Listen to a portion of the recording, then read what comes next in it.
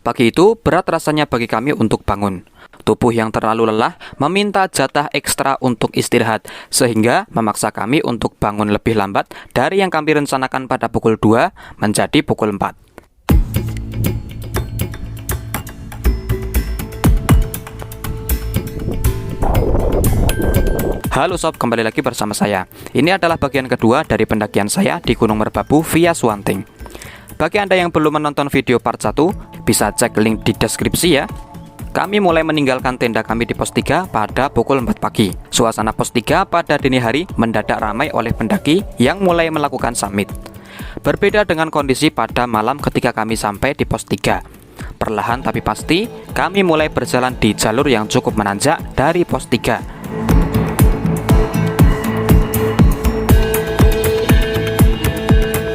Di tengah perjalanan kami sempatkan untuk melaksanakan sholat subuh, meski di tempat yang miring dan tidak rata. Setidaknya ada 3 puncak yang paling mudah untuk diakses melalui jalur Swanting ini.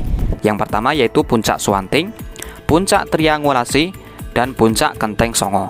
Dan puncak tertinggi berada di Puncak Triangulasi di ketinggian 3142 mdpl.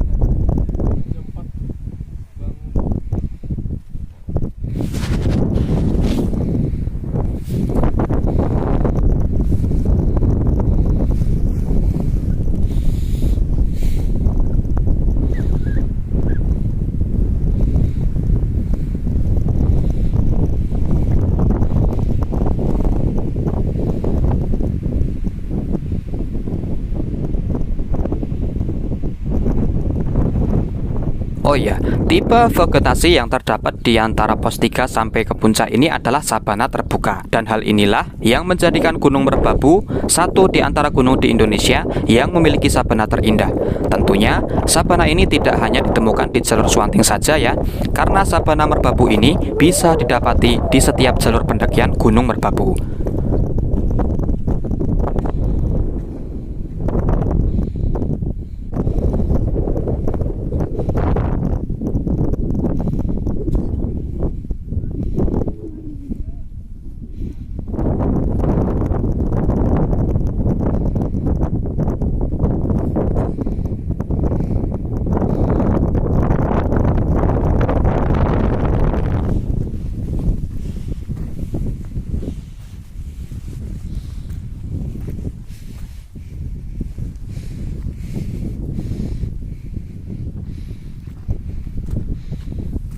Kami sampai di puncak Swanting di ketinggian 3017 mdpl pada pukul 5.40 pagi.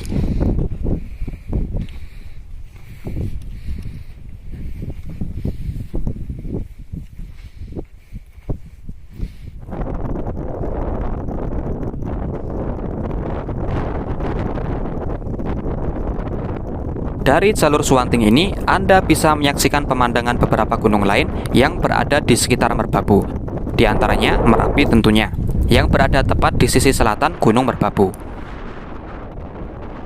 Ada juga Gunung Andong dan Gunung Telomoyo.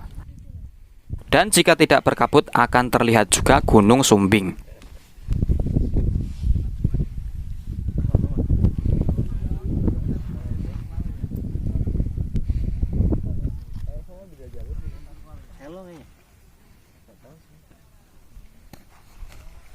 Kalau sebenarnya dekat Merapi.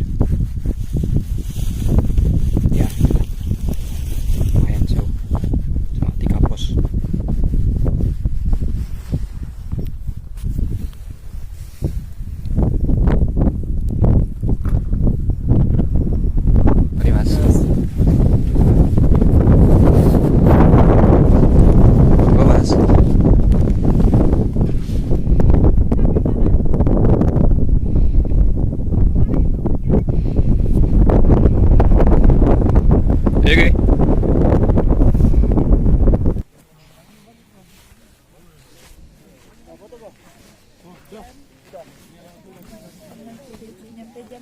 HP akunya juga mati sih ya, mau lanjutin itu teh. Atau bikin weh.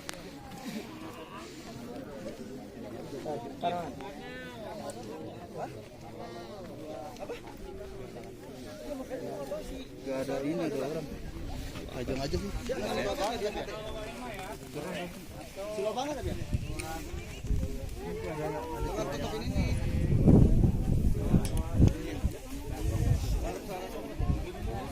Pukul 6.30 akhirnya kami sampai di puncak tertinggi di Gunung Merbabu, Puncak Triangulasi, di ketinggian 3142 mdpl. Memang sih banyak sekali perbedaan pendapat mengenai puncak tertinggi di Gunung Merbabu. Ada yang mengatakan di puncak Triangulasi, ada juga yang mengatakan puncak tertinggi ada di puncak Kenteng Songo. Ada yang mengatakan Merbabu memiliki ketinggian di 3142 mdpl, ada juga yang mengatakan di 3145 mdpl. Kalau saya sendiri menggunakan patokan apa yang tertulis di penanda yang ada di Gunung Merbabu ini ya. Jadi puncak tertinggi berada di Triangulasi di ketinggian 3142 mdpl. Beran domblong. Tukai anu nih. Kecape. Kopi. Kecape lah.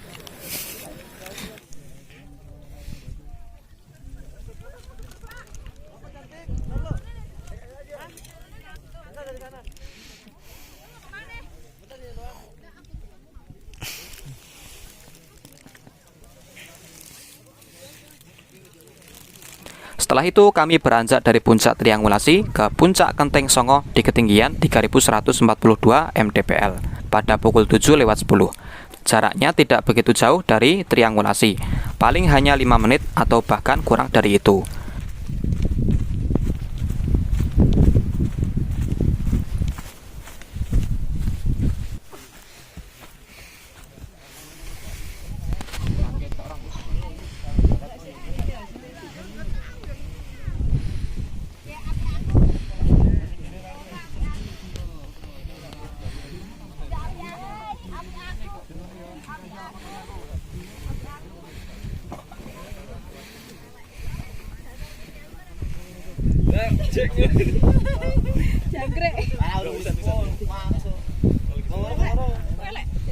Dari puncak ini akan terlihat beberapa spot dari jalur-jalur pendakian Gunung Merbabu, seperti Menara Pemancar di jalur Tekelan dan Sabana 2 di jalur Selo.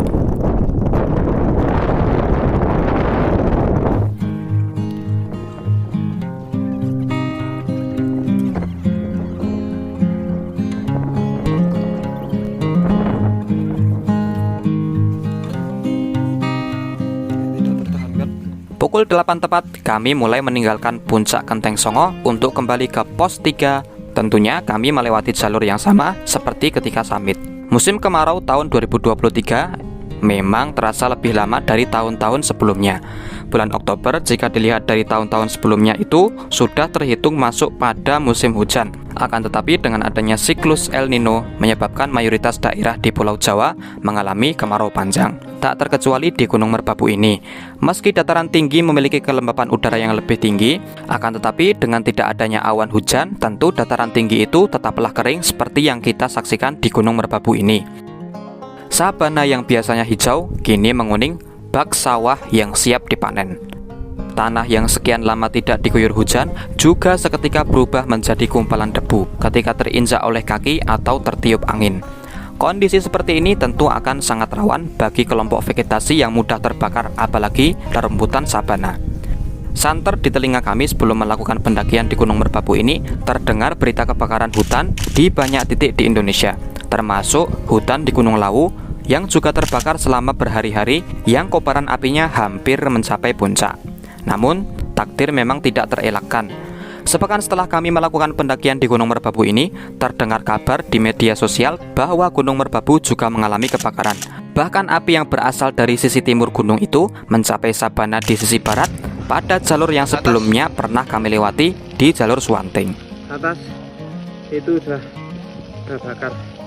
Hujan memang seringkali menjadi momok ketakutan bagi sebagian orang, khususnya pendaki. Akan tetapi, dengan tidak adanya hujan akan membuat tempat-tempat indah yang biasa kita kunjungi menjadi tidak indah lagi.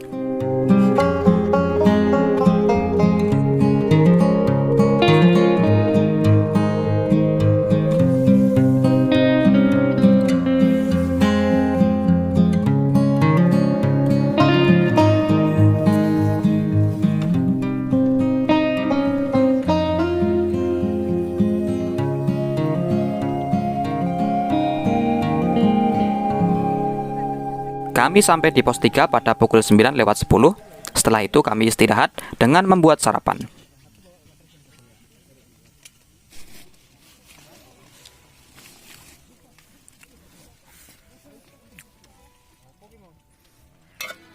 Dari mana, Mbak? Dari Indramayu. Tahu ya? Naik apa ke sini? Turun di Semarang. Terus dari Semarangnya sewa motor Oh, oh gitu. Berapa sehari gitu? 70.000. 70.000. Sambil nanti pulangnya jalan-jalan ke Jogja. Oh gitu. Kan masih ada waktu. Enaknya berangkat sendiri tuh gitu. Sendirian, Pak? Enggak, berdua. Berdua. Cuma maksudnya aku kayak nggak ikut orang tuh kayak. Enggak ikut rombongan gitu ya? Iya. Nggak enak kalau ikut rombongan tuh kayak. Nunggu terus. Makasih ya udah ya. Makasih, Mbak.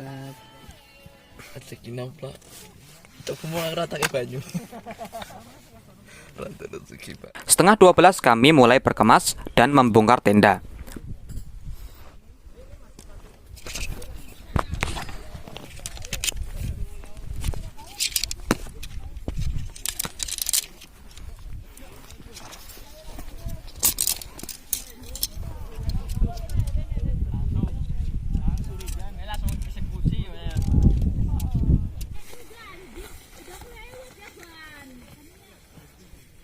Cukup, Pak. Cukup, Bro.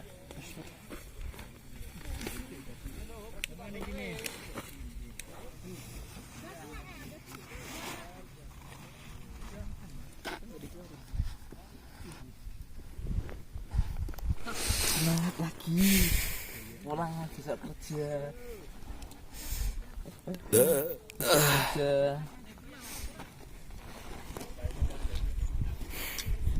Pada pukul 11.50, kami mulai meninggalkan pos 3 untuk kembali ke base camp Suwanting.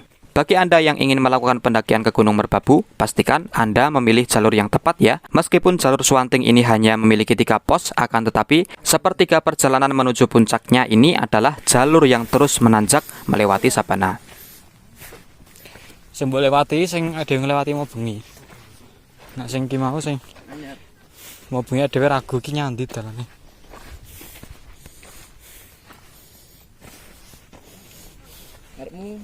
Arepmu mau.